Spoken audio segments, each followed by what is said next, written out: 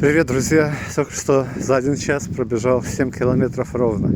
Бегал вокруг зверосовхоза, сейчас идет пурга. Ну, уже полегче, но где-то в середине пути в лесу она меня накрыла конкретно туманом. Замело немного дороги, но еще терпимо. Бежать нормально. Не так, конечно, как по асфальту, легко и непринужденно, но в целом более-менее нормально. Бегунов не видел, сегодня четверг, где-то в районе сейчас 12:30, 12:30 где-то.